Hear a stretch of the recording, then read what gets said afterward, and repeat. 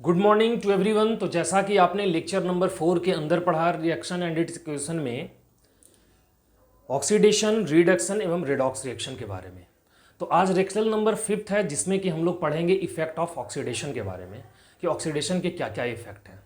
तो ऐसे तो ऑक्सीडेशन के बहुत सारे इफेक्ट हैं, लेकिन इन मेनली फॉर्म मुख्य रूप से देखा जाए तो इसके 4 इफेक्ट हैं। There are 4 effect of oxidation, okay. जिसमें कि फर्स्ट जो इफेक्ट होता है उसका नाम है रैंसिडिटी, सेकंड जो इफेक्ट है उसका नाम है कोरोजन, और थर्ड जो इफेक्ट है उसका नाम है डाइजेशन ऑफ फूड, मतलब कि फूड का पचना, भोजन का पचना। तो फूड जो डाइजेस्ट होता है वो भी ऑक्सीडेशन की वजह से ही होता है। आगे देखते हैं कि क्या क्या होती है। फोर्थ नंबर जो होती है वो ये है कंबशन। ऑक्सीजन के प्रेजेंस में कोई भी कंबस्टिबल सब्सटेंस जो बर्न करेगा उसे हम लोग कंबशन कहेंगे, और ये फोर्थ इफेक्ट है ऑक्सीडेशन का। तो चलिए हम लोग स्टार्ट करते हैं फर्स्ट इफेक्ट से, जिसका नाम है रैंसिडिटी। तो सबसे पहले रैंसिडिटी का हम लोग डिफिनेशन देख लें कि रैंसिडिटी क्या होता है, ओके। तो रैंसिडिटी कहता है कि it is a slow oxidation, it is a slow oxidation of fat and oil. मतलब कि ये ऑक्सीडेशन प्रोसेस है। रैंसिडिटी क्या है? ऑक्सीडेशन प्रोसेस है। किसका ऑक्सीडेशन प्रोसेस है? तो किसी भी फूड मटेरियल के अंदर जो फैट और ऑयल होगा उसका ऑक्सीडेशन है, ओके। तो इस ऑक्सीडेशन से क्या होगी? इस ऑक्सीडेशन से क्या होगी? तो कह रहा है कि bad smell and taste, bad smell and taste. मतलब कि किसी भी सब्सटेंस का अगर ऑक्सीडेशन होगा, अगर कोई भी फूड मटेरियल का ऑक्सीडेशन होगा, तो उस फूड मटेरियल के जो अंदर स्मेल और उसका जो अपना टेस्ट होगा वो क्या हो जाएगा? वो डिसअपियर हो जाएगा, वो खत्म हो जाएगा। और बैड होगा, बैड मतलब खराब स्मेल होगा, उसका बुरा स्मेल होगा, बिल्कुल तीखा पंजेंट लगेगा, ओके। तो ऐसा होता क्यों है? पहली बात, ऐसा होता क्यों है? तो सबसे पहले हम एक छोटा सा मतलब कहानी कह लो या एग्जाम्पल कह लो, हम समझाना चाहते हैं कि कई बार ऐसा होता है कि कभी घर में ज़्यादा खाना बन गया हो, तो आप कहीं किसी अचानक से कहीं जाने का प्लान बन गया और आप चले गए। तो चले गए तो आपके आने के बाद अगले दिन जब आप आते हैं तो उस ब्रेड के ऊपर, उस वेजिटेबल के ऊपर आप देखते हैं कि एक ग्रीन कलर का उसके ऊपर फंगस और ईस्ट बैठा हुआ है। ऐसे चलता हुआ दिखाई नहीं देगा, वो ग्रीन कलर का एक लेयर बना हुआ रहता है, वो ग्रीन कलर का एक मतलब ऐसे पार्टिकल्स होता है, ओके। वो फंगस और ईस्ट का काम क्या होता है कि उसमें मौजूद जो ऑयल है, उसमें मौजूद जो कार्बोहाइड्रेट है, उसमें मौजूद जो फैट ऑयल है, उसको क्या करता है कि वो सिंपल फॉर्म में एसिडिक सब्सटेंस में डिकम्पोज कर देता है, वो डिसोसिएट कर देता है। और डिसोसिएट करने के बाद क्या बनाता है? हाइड्रोक्सी पर ऑक्साइड। फंगस और ईस्ट क्या करता है कि उसमें मौजूद फैट और ऑयल को डिकम्पोज करके और चेंज कर देता है हाइड्रोक्सी पर ऑक्साइड में, और हाइड्रोक्सी पर ऑक्साइड के कारण ही वो फूड का स्मेल बिल्कुल तीखा खराब हो जाता है और उसका टेस्ट भी एसिडिक हो जाता है, खराब हो जाता है, ओके। तो इसका हम अगर शॉर्ट फॉर्म, शॉर्ट डिफिनेशन बनाए तो यही बना सकते हैं कि the spoiling of food material is known as rancidity. The spoiling of food material is known as rancidity, है ना। इसीलिए हम लोग क्या लिखे हैं, देखिए, it is a slow oxidation of oil and fat present in food material resulting of bad smell and taste। तो ये होता क्यों है? तो ये होता है, तो लिख देंगे क्या कि it is due to formation of hydroxy peroxide, okay, है ना। हाइड्रोक्सी पर ऑक्साइड के कारण इसका जो स्मेल और टेस्ट होता है वो खत्म हो जाता है, ठीक है। तो अब इस कोई भी सब्सटेंस हो, चाहे वो पिकल्स हो या फिर आपका कोई भी फूड मटेरियल हो, है ना, लेज, चिप्स, कुरकुरे, एनीथिंग एल्स, कोई भी सब्सटेंस अगर ऑक्सीजन से रिएक्ट करेगा तो ऑक्सीजन से रिएक्ट करने के बाद जो अपना जो प्रॉपर्टी लॉस करने का जो प्रोसेस है वो यही प्रोसेस है, ऑक्सीडेशन ही होता है। एटमॉस्फेयर से ऑक्सीजन को गेन करना, फूड और फैट को, फूड में जो फैट और ऑयल है उसको हाइड्रोक्सी पर ऑक्साइड में चेंज करना और अपना प्रॉपर्टी को लॉस करना और वहाँ एक नया सब्सटेंस को प्रोड्यूस करना, और वही सब्सटेंस होता है जिसके कारण से उसके जो स्मेल और टेस्ट होते हैं वो खत्म हो जाते हैं, ओके। तो हम लोग जो है इस रैंसिडिटी से बच सकते हैं। कैसे? तो हम लोग क्या करेंगे कि उसमें कुछ जो है वो एंटीऑक्सीडेंट मिला देंगे, उसमें कुछ एंटीऑक्सीडेंट मिला देंगे। कैसे कैसे बचाएं एंटीऑक्सीडेंट मिला करके? तो सबसे पहले समझें कि एंटीऑक्सीडेंट है क्या। तो देखो, अभी बहुत मार्केट में ऐसा चला हुआ एंटीबॉडी एंटीबॉडी एंटीबॉडी का मतलब क्या होता है कि बॉडी में जो वायरस है उसके अगेंस्ट जो लड़ने के लिए जो हम लोग एंटी में उसके अगेंस्ट में जो हम लोग लेंगे जो मेडिसिन जो ट्रीटमेंट उसको कहेंगे एंटीबॉडी। ओके, एंटी मतलब उल्टा, उसके अगेंस्ट में। ठीक, इसी तरीके से ऑक्सीडेंट का मतलब हुआ कि ऑक्सीजन का रिएक्ट करना, मतलब कि ऑक्सीजन का रिएक्ट करना ऑक्सीडेशन। ठीक है, तो हम लोग क्या करेंगे, कोई ऐसा रिड्यूसिंग एजेंट मिला दें पहले से, जो ऑक्सीडेशन जब आए तो पहले वही दोनों आपस में लड़ ले, आपस में रिएक्ट कर ले। तो हम लोग ऑक्सीडेंट से बचाने के लिए रिड्यूसिंग एजेंट को मिला देंगे, रिडक्टेंट को मिला देंगे। ठीक है, तो एंटी, उसी ऑक्सीडेंट को हम लोग कह देंगे एंटी, तो क्या हो जाएगा, क्या हो जाएगा, रिडक्टेंट। ओके, तो रिडक्टेंट हम लोग मिला देंगे। और ये एंटीऑक्सीडेंट का जो मेन काम होता है वो क्या होता है, तो एंटीवायरस का मेन क्या है, सेल को प्रोटेक्ट करना, हमारे जो बॉडी के अंदर जो सेल है उसको प्रोटेक्ट करना, क्या हो जाएगा, एंटीबॉडी कह देंगे उसको। तो इसी तरीके से एंटीऑक्सीडेंट को जो डिफाइन करते हैं वो कहते हैं कि फूड में जो प्रेजेंट जो फैट और ऑयल है उसको और विटामिन को, कार्बोहाइड्रेट को जो प्रोटेक्ट करने के लिए जो मिलाया गया सब्सटेंस होता है उसी को हम लोग कहते हैं एंटीऑक्सीडेंट। तो क्या कह सकते हैं हम लोग, क्या डिफाइन करेंगे, the substance intermix in a food for the protection of carbohydrates, है ना, vitamins, fat and oils is known as antioxidant. मतलब कि उसको जो प्रोटेक्ट करने के लिए जो इस्तेमाल किया गया है ना, एजेंट, उसी को हम लोग एंटीऑक्सीडेंट कहेंगे। अब ये दो एंटीऑक्सीडेंट जो है वो काफ़ी इंपॉर्टेंट है और काफ़ी पॉपुलर भी हैं। एक होता है BHA, BHA देखिए यहाँ जिसको कहते हैं BHA, butylated hydroxy anisole, butylated hydroxy anisole. और एक होता है BHT जिसका नाम है ब्यूटाइलेटेड हाइड्रोक्सी टोल्यून। तो ये टोल्यून और एनिसोल, ये दोनों सब्सटेंस जो है वो आप पढ़ेंगे 12th क्लास के अंदर ऑर्गेनिक केमिस्ट्री में कि टोल्यून और ये क्या होता है, एनिसोल। ओके, तो ये दो सब्सटेंस ऐसे हैं जो एंटीऑक्सीडेंट हैं और इसे हम लोग मिलाते हैं फूड मटेरियल के अंदर, जिससे कि उसका कुछ लाइफ जो होता है, कुछ स्पॉइलिंग करने का जो ड्यूरेशन है, जो उसका टाइम है, वो थोड़ा लार्ज हो जाता है, थोड़ा टाइम बढ़ जाता है और कुछ समय के बाद खराब होता है। ओके, ठीक है। हाँ, जैसा कि हमने डिफाइन किया कि chemical substance which protect food and seal. Okay, हाँ, सेकेंड हम लोग क्या कर सकते हैं, food material packing in nitrogen gas. हम लोग सेकेंड जो है वो रेंसिडिटी होने से कैसे बचा सकते हैं, तो सेकेंड हम लोग ऐसे बचाएंगे कि उस फूड मटेरियल को जिसके अंदर फैट एंड ऑयल प्रेजेंट हो उसको हम लोग क्या करेंगे, नाइट्रोजन गैस के अंदर जो है वो फिल कर देंगे और उसके द्वारा हम लोग बचाएंगे। तो नाइट्रोजन गैस ही क्यों यूज करेंगे, जैसा कि आप देखे होंगे लेज है, कुरकुरे है और भी ऐसे बहुत सारे फूड मटेरियल हैं जिसके अंदर की नाइट्रोजन गैस भरा हुआ रहता है और 70% नाइट्रोजन गैस होता है। हम यहाँ लिख दे रहे हैं 70% जो होता है वो N2 गैस होता है और 30% जो होता है वो मटेरियल होता है। ओके, 30% मटेरियल होता है, 70% नाइट्रोजन गैस होता है। तो नाइट्रोजन गैस को ही क्यों फिल करते हैं, क्योंकि नाइट्रोजन जो होता है वो पार्शियली इनर्ट होता है। नाइट्रोजन क्या है बाबू, पार्शियली इनर्ट होता है। ओके, हाँ, पार्शियली इनर्ट होगा और किसी भी गैस को अगर यूज करोगे तो वो गैस सबसे पहले रिएक्ट करेगा। तो हम वहां प्रोटेक्ट करने के लिए उस गैस को फिल कर रहे हैं ताकि जो फूड मटेरियल है वो प्रोटेक्टेड रहे। और अगर नाइट्रोजन को फिल करेंगे वो पार्शियली इनर्ट है, इस कारण से वो कभी भी रिएक्ट फूड मटेरियल के साथ नहीं करेगा। तो हम लोग नाइट्रोजन गैस को भी फिल, नाइट्रोजन गैस के अंदर भी फिल करके फूड मटेरियल को प्रिजर्व कर सकते हैं। Second number.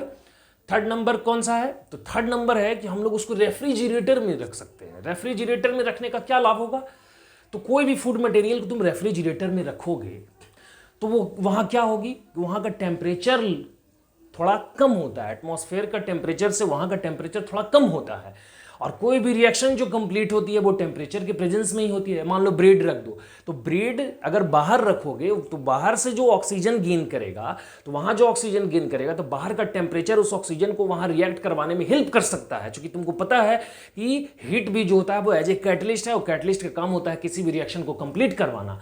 तो यहां अगर रेफ्रिजरेटर के अंदर रख दोगे, वहां का हीट कम रहेगा, वहां नॉर्मल टेम्परेचर होगी, टेम्परेचर बिल्कुल लो होगी, नॉर्मल से भी कम होगी। तो ऐसी स्थिति में जो फूड मटेरियल आप रखें वो बिल्कुल प्रिजर्व रहेंगे, क्योंकि वहां कोई कैटलिस्ट मिलेगा ही नहीं, कोई वहां रिएक्शन करवाने के लिए कोई ऐसा है नहीं जिसके कारण वो रिएक्ट कर ले। ओके। और थर्ड हम लोग रख सकते हैं कि फूड मटेरियल जो भी है उनको एयर टाइट, मतलब वैसे जगह पे जहां की एयर प्रेजेंट न, बिल्कुल एयर हुई नहीं, वैसे जगह पे भी हम लोग बिल्कुल रख करके उसको प्रोटेक्ट कर सकते हैं। क्योंकि अगर एयर नहीं होगा, है ना, पैकिंग ऐसा करें कि बिल्कुल एयर नहीं वहां पहुंच सके, तो अगर ऐसे एयर टाइट पैकिंग अगर करेंगे तो ऐसी स्थिति में क्या होगी कि वहां तो ऑक्सीजन जा ही नहीं रहा है, तो जहां ऑक्सीजन जाएगी नहीं वहां ऑक्सीडेशन होगी ही नहीं। तो इस कारण से भी वो जो सबस्टांस जिसको आप रखेंगे उसमें, तो वो प्रोटेक्टेड रहेगा। ओके। और फिफ्थ नंबर जो है, by storing food away from light. देखो एक रिएक्शन लाइट से भी होती है, तो अगर लाइट के प्रोटेक्ट में कोई भी फूड मटेरियल आता है, अगर कोई भी फूड मटेरियल अगर लाइट के प्रेजेंस में आएगा, तो लाइट जो है वो उसको डिकम्पोज करने का काम करेगा। उसके अंदर जो प्रेजेंट विटामिन हैं, कार्बोहाइड्रेट्स हैं, लिपिड्स और जो भी मटेरियल हैं, फैट और ऑयल, वो सब जो है वो डिसोसिएट होगा। इस कारण से भी कुछ फूड मटेरियल जो होते हैं वो क्या होंगे, डिकम्पोज करेंगे और अपना स्लोली अपने आप को स्पॉइल कर लेंगे। तो हम लोग क्या करेंगे, लाइट से भी उसको प्रोटेक्ट करेंगे, मतलब डार्क में रखने का कोशिश करेंगे। तो रेंसिडिटी से हम लोग 5 तरीके से बच सकते हैं, जिसमें कि पहला जो बेस्ट है और वो इंपॉर्टेंट है वो एंटीऑक्सीडेंट को मिला करके। ओके। वो केमिकल सबस्टांस होता है जिसको हम लोग मिला देते हैं, तो ऐसी स्थिति में क्या हो जाती है, वो उसको रिडक्टेंट भी कह सकते हो, है ना, एंटीऑक्सीडेंट को रिडक्टेंट भी कहते हैं। क्यों? क्योंकि वो ऑक्सीडेशन प्रोसेस से प्रोटेक्ट करता है। ओके। तो आप इसका एक शॉट ये लेंगे, स्क्रीन शॉट ले लेंगे। चलिए, तो नेक्स्ट जो है हमारे पास, नेक्स्ट जो है वो है कोरोजन। इफेक्ट ऑफ ऑक्सीडेशन में जो नेक्स्ट है वो है कोरोजन। कि कोरोजन क्या होता है, व्हाट इज कोरोजन। तो देखो कोरोजन क्या है, बहुत जबरदस्त है। इसके अंदर जो पढ़ने लायक कंसेप्ट है वो सारा थियोरेटिकल है।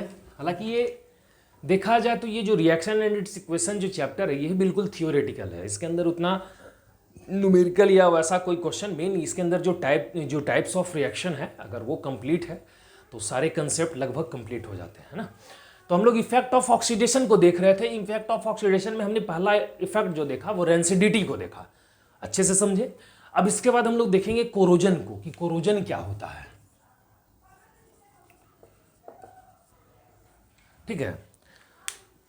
कोरोजन का मतलब होता है कि अगर कोई भी चीज हो, अब चीज कहने का मतलब चीज नहीं, पनीर चीज नहीं, कोई भी चीज कहने का मतलब कि प्लास्टिक का चेयर ले लें, है ना, ये मार्कर, ये माइक, मोबाइल, फैन, कोई ह्यूमन, कोई एनिमल, एनीथिंग एल्स, कोई भी चीज एक टाइम के बाद अगर वो अपना प्रॉपर्टी लॉस कर रहा है, जो उसका अपना जो मेन प्रॉपर्टी अगर वो अपना लॉस कर देता है, तो ऐसी स्थिति में बोलते हैं कि वो कोरोडेड है, वो कोरोडेड हो गया, उसका कोरोजन हो गया।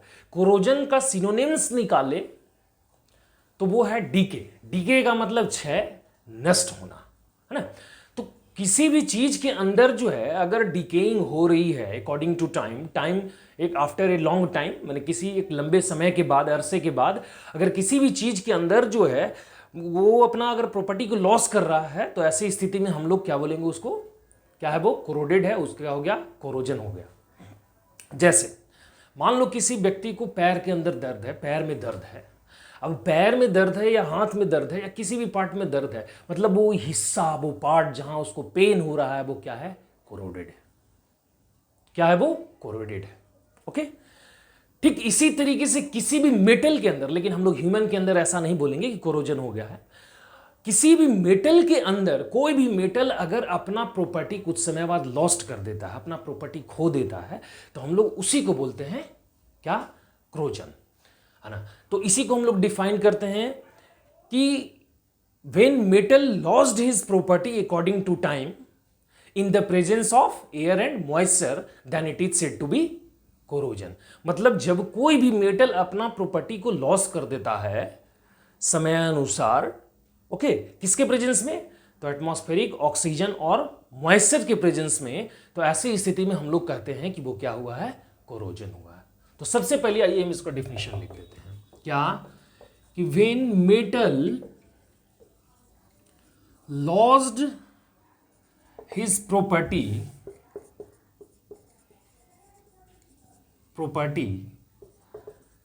in the presence of oxygen and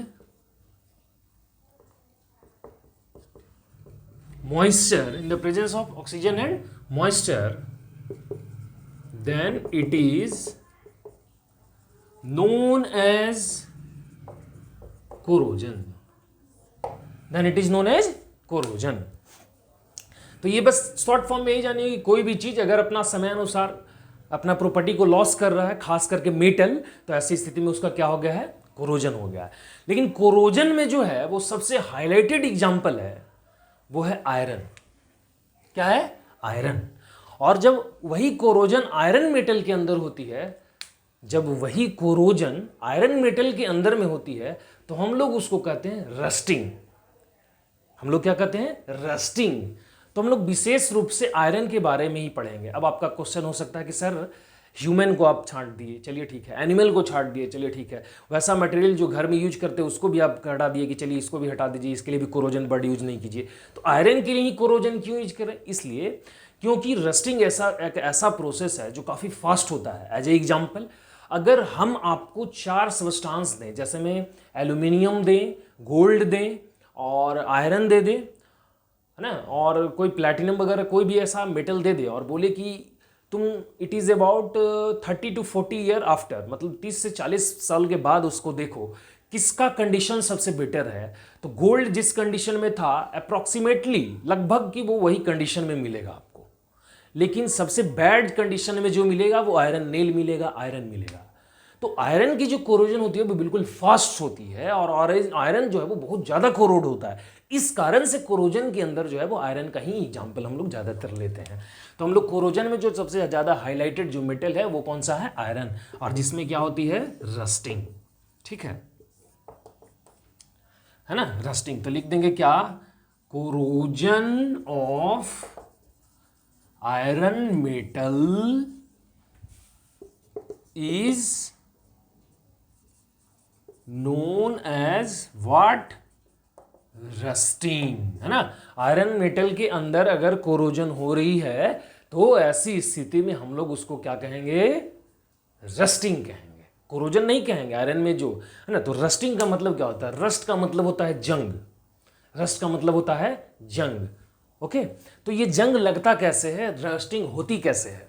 okay, तो सबसे पहले हम देखते हैं कि सबसे पहले हम क्या करेंगे कि एक मेटल ले लेंगे, ऐसे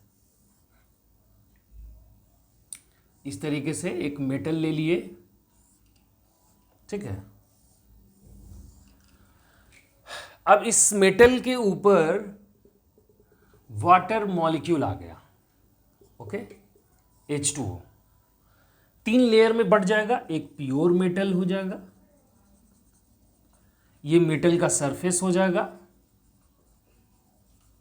ठीक है, और यहां हो जाएगा वाटर, ठीक है। अब जो ये मॉइस्चर जो होगा, ये जो वाटर मॉलिक्यूल होगा एटमॉस्फेयर के अंदर, चूंकि ये फ्री जैसे रखा हुआ है, तो इस एटमॉस्फेयर के अंदर जो H2O है और वो जो O2 है, ये इसके ऊपर आके बैठ जाएगा। जैसे ऐसे आयरन हो गया, इसके ऊपर ऐसे ही इस एटमॉस्फेयर से ऑक्सीजन आ गया और मॉइस्चर आ गया, वाटर मॉलिक्यूल आ गया ऐसे आयरन सरफेस के ऊपर।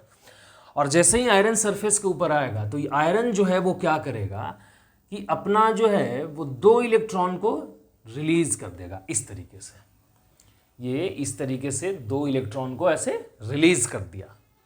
ओके, हम लोग मान लिए कि आयरन जो है वो 2 इलेक्ट्रॉन को ऐसे रिलीज कर दिया, कोई प्रॉब्लम। तो आयरन का इलेक्ट्रॉन रिलीज करना तो लॉस ऑफ इलेक्ट्रॉन क्या होता है? ऑक्सीडेशन। ओके, तो हम लोग यहां लिख देंगे ऑक्सीडेशन। ऑक्सीडेशन, और ऑक्सीडेशन में क्या हो रही है?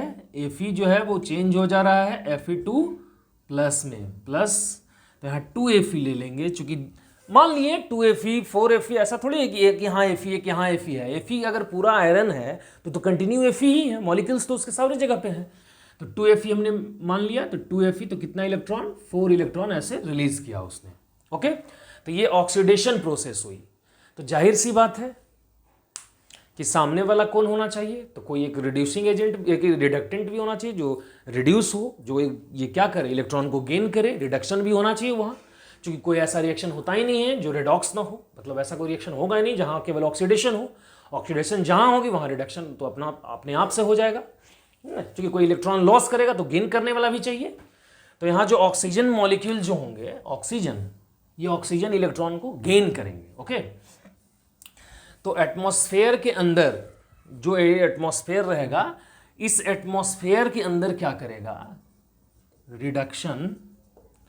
ये एटमॉस्फेयर से क्या करेगा कि H+ को गेन करेगा। कौन गेन करेगा? ये आयरन। या तो एटमॉस्फेयर, या तो मॉइस्चर से गेन कर ले H+ को, या तो फिर इस एटमॉस्फेयर के अंदर जो एसिड होंगे उस एसिड का जो H+ होता है उसको गेन कर लेगा। दो जगह से गेन कर सकता है, पहला तो कि मॉइस्चर से H+ ले ले, या फिर जो एटमॉस्फेयर में एसिड है उसका H+ ले ले। और जैसे ही ये H+ लेगा, ठीक है, ये H+ लेगा तो ये H+ जो है वो 4 इलेक्ट्रॉन से कंबाइंड करेगा, 4 इलेक्ट्रॉन से, और बनाएगा 2H2। ठीक है, और यहां पहले से क्या है? ऑक्सीजन। पहले से क्या है? ऑक्सीजन। तो ये टोटल जो है वो कंबाइंड करके बनाएगा 2H2O। क्या बनाएगा? 2H2O। ध्यान देना, सबसे पहले ऑक्सीडेशन हुआ, लॉस ऑफ इलेक्ट्रॉन, फिर हुआ गेन ऑफ इलेक्ट्रॉन। गेन कौन किया? तो हाइड्रोजन जो है वो इलेक्ट्रॉन लॉस किए हुए था, वही ले लिया, 2H2O2 बनाया, 2H2O। अब ये 2H2O और Fe2+ जो है वो रिएक्शन करके बनाएगा, ठीक है ना। ये जो है Fe2Fe प्लस 2H2O जो है वो रिएक्ट करके बनाएगा Fe2O3 इंटू H2O, इस तरीके से Fe2O3 इंटू 2H2O।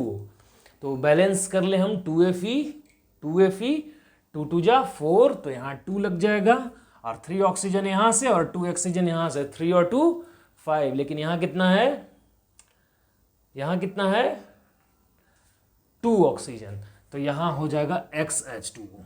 ओके, मतलब अनडिफाइंड रहेगा। अनडिफाइंड का मतलब कि यहाँ कितना भी रह सकता है, हाफ में भी रह सकता है, 2 3 4 5 6। और ये जो है इसको कहते हैं हाइड्रेटेड फेरिक ऑक्साइड। इसे क्या कहते हैं? Hydrated ferric oxide. Hydrated ferric oxide, ये क्वेश्चन पूछता भी है एग्जाम में कि जो rusting of iron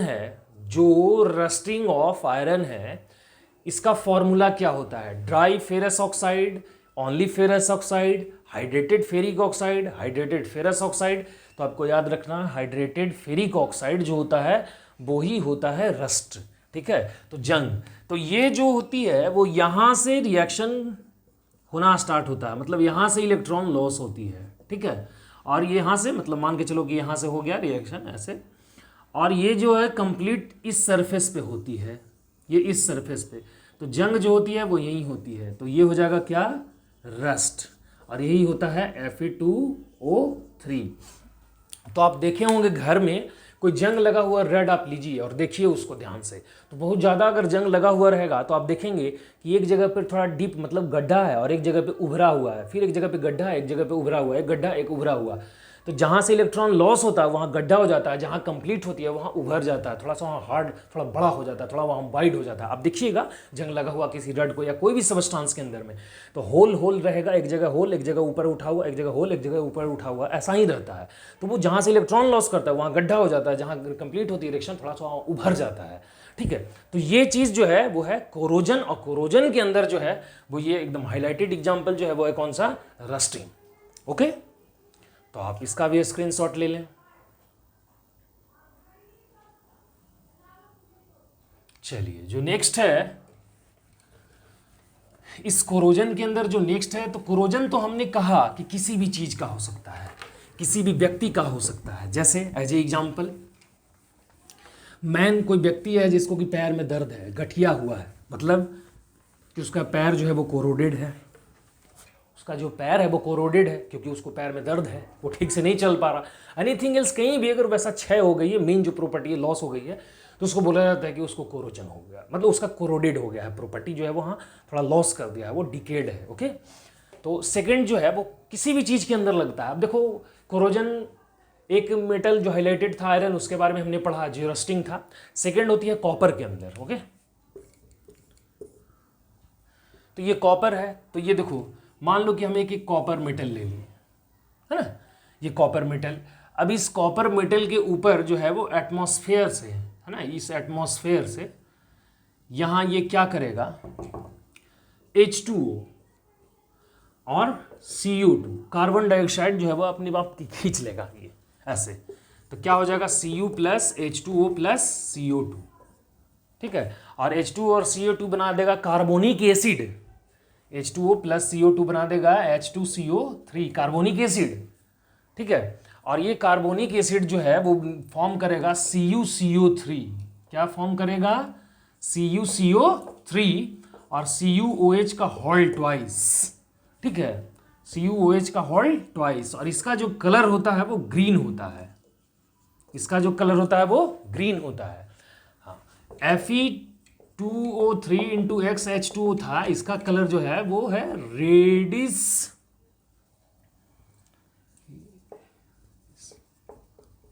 reddish brown, याद रखिएगा कलर भी।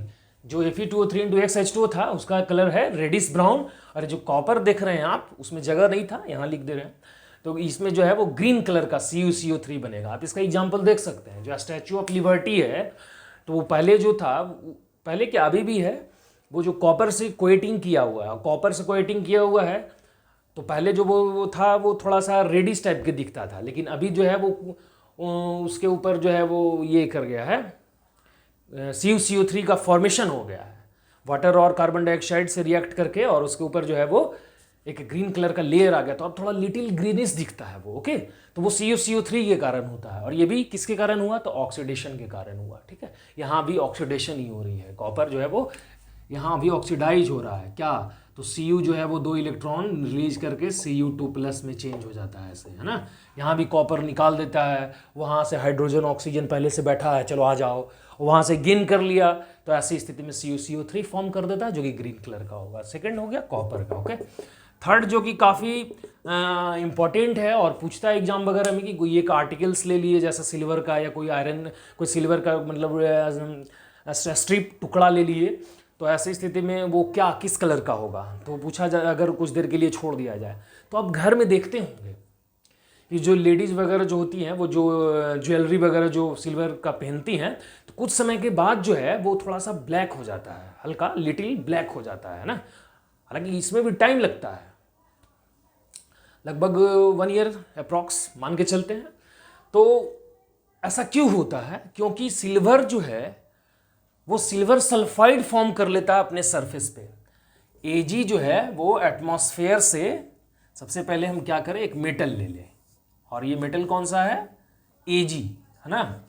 और ये Ag मेटल जो है वो क्या करता है कि एटमॉस्फेयर से हाइड्रोजन सल्फाइड H2S और ऑक्सीजन, तो क्या लिख देंगे, Ag plus H2S plus O2, है ना।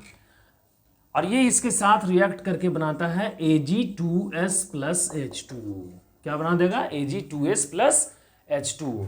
तो ये जो Ag2S देख रहे हैं यही होता है ब्लैक कलर का, ये जो होता है वो ब्लैक कलर का होता है। तो आप याद रखेंगे, सिल्वर के ऊपर कौन सा कलर का प्रेसिपिटेट फॉर्म करेगा, ब्लैक कलर, कॉपर के ऊपर ग्रीन कलर, और आयरन के ऊपर आयरन के ऊपर रेडिश ब्राउन, ओके। तो इस तरीके से ब्लैक कलर फॉर्म करेगा सिल्वर, और सिल्वर सल्फाइड फॉर्म कर देगा, ठीक है। तो ये कोरोजन हो गया किसका, सिल्वर का। ये कोरोजन किसका, कॉपर का। और इससे पहले जो पढ़े थे रस्टिंग, वो किसका था, आयरन मेटल का। तो ये सारा कोरोजन के अंदर में ही है। और भी बहुत सारे ऐसे चीज हैं जिसका कि कोरोजन होता है ना। तो आप इसका भी स्क्रीनशॉट लें। चलिए,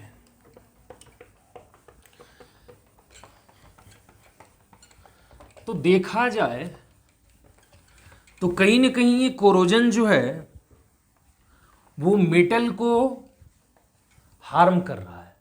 कहीं ना कहीं ये जो कोरोजन है, कोरोजन ये मेटल को हार्म कर रहा है। क्यों? क्योंकि अगर आयरन के अंदर कोरोजन होगा, मतलब कि आयरन स्लोली स्लोली रस्ट करके और अपना प्रॉपर्टी लॉस करेगा। वो धीरे धीरे थिन होता जाएगा, पतला होते जाएगा, और वो खत्म भी हो सकता है। तो आखिर हम लोग इसको बचाएंगे कैसे? तो हम लोग लिखते हैं प्रिवेंशन, है ना।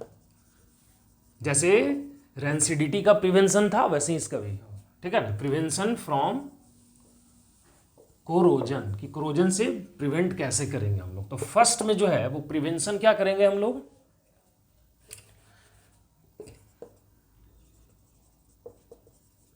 है ना। तो फर्स्ट में जो है वो हम लोग पेंट कर सकते हैं बाय पेंटिंग, है ना। हम लोग क्या करेंगे, फर्स्ट में पेंट कर सकते हैं। मतलब कि जैसे हम कोई भी एक आर्टिकल, कोई भी एक स्ट्रिप, कोई भी एक रॉड ले लिए, चाहे वो आयरन का हो, चाहे वो कॉपर का हो, चाहे वो सिल्वर का हो, और उसके ऊपर जो है वो हम लोग पेंट कर दे इस तरीके से। और पेंट करेंगे तो आयरन का जो सरफेस होगा और जो पेंट का सरफेस होगा वो एक दूसरे से बिल्कुल ऐसे चिपका हुआ होगा, ठीक है। तो बिल्कुल कवर कर लेगा। अब ऐसी स्थिति में जब एटमॉस्फेयर से ऑक्सीजन या मॉइस्चर कोई भी चीज़ हो तो सबसे पहले पेंट के ऊपर पड़ेगा। जब वो पेंट अंदर जाने ही नहीं देगा तो ऑक्सीजन रिएक्ट ही नहीं, जब ऑक्सीजन रिएक्ट ही नहीं करेगा तो आयरन ऑक्सीडाइज ही नहीं होगा। आयरन ऑक्सीडाइज नहीं होगा तो वो रस्ट नहीं करेगा। इसीलिए जितने भी सब्सटेंस होते हैं सारे चीज़ों को बचाने के लिए हम लोग क्या करते हैं, पेंट, है ना। तो बाई पेंटिंग, तो क्या लिखेंगे बाई पेंटिंग में कि it protect from oxidation, okay, ठीक है। सेकंड जो है वो हम लोग क्या कर सकते हैं, सेकंड कर सकते हैं गैल्वेनाइजेशन। गैल्वेनाइजेशन, तो गैल्वेनाइजेशन क्या है? गैल्वेनाइजेशन एक प्रोसेस है। गैल्वेनाइजेशन एक प्रोसेस है जिसमें क्या करते हैं कि आयरन मेटल के ऊपर जिंक मेटल का पेंट कर देते हैं। जिंक मेटल को उसके ऊपर एक सरफेस बैठा देते हैं। अब जिंक जो है, रिएक्टिविटी सीरीज आप पढ़ेंगे, मेटल एंड मेटल में हम पढ़ाएंगे। तो रिएक्टिविटी सीरीज में जो है वो जिंक जो है वो ज़्यादा रिएक्टिव है आयरन से। तो जैसे ही ऑक्सीजन आएगा या मॉइस्चर आएगा तो ऑक्सीजन से सबसे पहले जिंक रिएक्ट कर लेगा, बोलेगा सबसे पहले हमसे रिएक्ट करो क्योंकि हम ज़्यादा रिएक्टिव हैं और हम आगे में हैं। तो आयरन जो है वो रिएक्ट नहीं कर पाएगा और सबसे पहले जिंक रिएक्ट करेगा। तो जिंक जब रिएक्ट कर लेगा तो आयरन प्रोटेक्ट हो जाएगा, ओके। तो यहाँ जिंक जो है वो एज ए प्रोटेक्टिव लेयर के जैसा काम करेगा, और प्रोटेक्टिव लेयर के काम करेगा तो वो आयरन बच जाएगा। आयरन जो है वो कोरोड नहीं हो पाएगा। तो गैल्वेनाइजेशन क्या है, एक प्रोसेस है ना। तो सेकेंड प्रोसेस क्या कर सकते हैं, गैल्वेनाइजेशन। तो लिखेंगे कि it is a process in which zinc metal is used on the surface of iron metal, okay, iron metal. So zinc is oxidized first, है ना। ऑक्सीडाइज पहले कौन करेगा, जिंक करेगा, ठीक है। थर्ड है तुम्हारा इलेक्ट्रोप्लेटिंग। अब इलेक्ट्रोप्लेटिंग जो है वो क्या है? इलेक्ट्रोप्लेटिंग का मतलब होता है कि जब इलेक्ट्रिसिटी का यूज करके जब इलेक्ट्रोलाइटिक डिकम्पोजिशन करवाया जाए, और इलेक्ट्रोलाइटिक डिकम्पोजिशन करवा के किसी एक मेटल का किसी दूसरे मेटल के ऊपर एक लेयर चढ़ा दिया जाए। ओके, किसी एक मेटल का किसी दूसरे मेटल के ऊपर लेयर चढ़ा दिया जाता है तो उसको हम लोग क्या कहते हैं, इलेक्ट्रोप्लेटिंग कहते हैं। ओके, तो लिख देंगे क्या कि it is a covering process of one metal to other. Okay, 4 number है making of an alloy. Making of an alloy, तो चौथा जो तरीका है आपके पास वो एलॉय बना करके भी आप काम कर सकते हैं। तो एलॉय क्या होता है, व्हाट इज एलॉय? तो it is a mixture of two metal, है ना, 2 मेटल का मिक्सचर है। जैसे एग्जांपल से ब्रास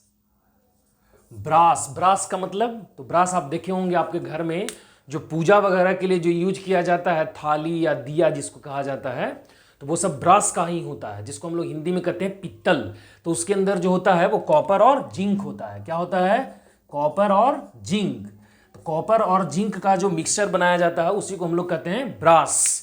और वो कॉपर और जिंक दोनों से ज़्यादा स्ट्रांग भी होता है, हाई रिजिड भी होती है, और वो कोरोड भी नहीं होता है। वो हाली जो है वो कोरोड नहीं होता है। इस कारण से हम लोग एलॉय बना करके भी कर सकते हैं ना। फिर आप देखे होंगे ब्रोंज जिसको हम लोग हिंदी में कहते हैं कांसा, और उसके अंदर जो होता है वो टीन और कॉपर होता है। ओके, टीन और कॉपर। तो हम लोग ब्रोंज और ब्रास बना करके, मतलब एलॉय बना करके भी काम कर सकते हैं। कॉपर जिंक को मिला दिए, है ना। गन मेटल है, उसमें आयरन होता है ना, टीन भी होता है, बहुत सारे सबस्टेंस को मिला देते हैं आपस में। जैसे गोल्ड है तो गोल्ड के फ्लेक्सिबिलिटी को कम करने के लिए, रिजिडिटी को हाई करने के लिए उसके अंदर सिल्वर मिला दिया जाता है।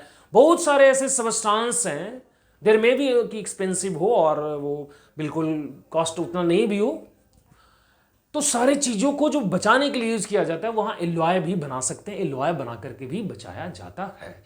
ये जो था कंसेप्ट वो कोरोजन का था। पहला था रेंसिडिटी, सारा कुछ जाना आपने। दूसरा कोरोजन, जो कि ये इतना है कि हम लोग इस तरीके से प्रोटेक्ट कर सकते हैं। ओके, तो आप इसका भी स्क्रीनशॉट लेंगे। चलिए, नेक्स्ट जो है कोरोजन में वो है digestion of food. Digestion of food, तो डाइजेशन ऑफ फूड के अंदर जो है वो कोई खास कंसेप्ट नहीं है। डाइजेशन ऑफ फूड मतलब कि भोजन का पचना, है ना। तीसरा नंबर, डाइजेशन ऑफ फूड क्या होती है इसमें? जब हम लोग ब्रीथिंग करते हैं, जब हम लोग श्वास लेते हैं, तो जो ऑक्सीजन मॉलिक्यूल जो होता है वो अंदर चला जाता है। तो जब हम लोग खाना खाते हैं तो खाना खाने के दौरान जो पेप्सिन जो होता है वो सारे पार्टिकल्स को, जो भी हम लोग खाते हैं उसको कट करने के बाद जो लिक्विड बनाता है, उस लिक्विड को, वो जो लिक्विड है वो ऑक्सीजन से रिएक्ट करता है, और ऑक्सीजन से रिएक्ट करने के बाद जो हीट एनर्जी प्रोड्यूस होती है, तो वहाँ भी क्या हुआ, वो लिक्विड किस फॉर्म में एनर्जी में चेंज किया? तो एनर्जी में कब चेंज किया? जब उसका ऑक्सीडेशन हुआ। मतलब कहीं ना कहीं ऑक्सीजन के प्रेजेंस में ही फूड जो है वो डाइजेस्ट करता है, फूड जो है वो पच रहा है। तो ऐसी स्थिति में हम लोग तीसरा लेते हैं, डाइजेशन ऑफ फूड। तो लिखेंगे कि it is a formation of क्या? Energy process inside the body, body, है ना। ये जो रहेगा वो बॉडी के अंदर जो एनर्जी बनने का प्रोसेस रहेगा, और ये किसके प्रेजेंस में होगा? Which takes place in the presence of oxygen. Okay, और 4 नंबर जो है वो है कंबशन, है ना। कंबशन, तो कंबशन तो आप जानते ही हैं कि जब ऑक्सीजन के प्रेजेंस में जो सफिशिएंट अमाउंट ऑफ हीट और लाइट प्रोड्यूस होगी, है ना, ऑक्सीडेशन प्रोसेस के द्वारा, उसी को हम लोग क्या बोलेंगे, कंबशन। तो ऐसे लिख सकते हैं कि ये combustible substance is burn in the process, in the presence of oxygen. Substance is burned in the presence of oxygen is known as क्या, combustion, है ना, तो ये क्या क्या प्रोड्यूस करेगा, हीट प्रोड्यूस करेगा और लाइट प्रोड्यूस करेगा कंबसन के दौरान।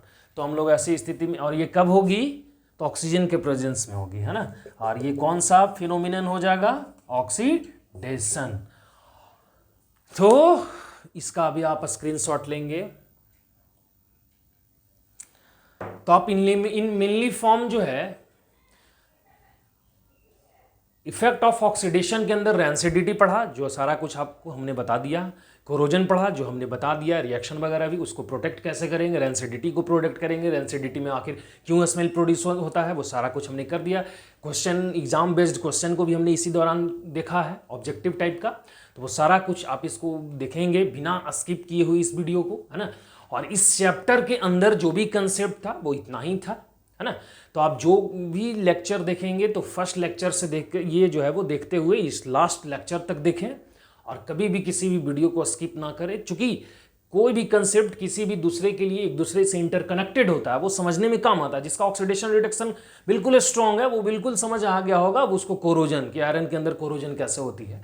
और जिसको नहीं समझ में आया वो पहले जो है तो थर्ड लेक्चर जिसके अंदर कि हमने बताया ऑक्सीडेशन रिडक्शन के बारे में, वो देखिए, है ना। और फोर्थ लेक्चर के अंदर में आप उसको जा करके देखिए, वो बिल्कुल समझ में आ जाएगा। ऐसा कोई भी चीज़ नहीं है, चाहे वो किसी भी सब्जेक्ट के अंदर कोई भी चैप्टर हो, अगर उसको आप पढ़ना चाहते हैं, सीखना चाहते हैं, तो हमारे इंस्पायर करने से ज़्यादा आपको खुद मोटिवेटेड रहने की आवश्यकता है, तभी जाकर के कोई भी चीज़ आप सीख पाएंगे। ओके, तो ये चैप्टर जो है वो यहीं पर समाप्त होता है, और इसके बाद जो नेक्स्ट चैप्टर है वो हम जल्द ही लाएंगे।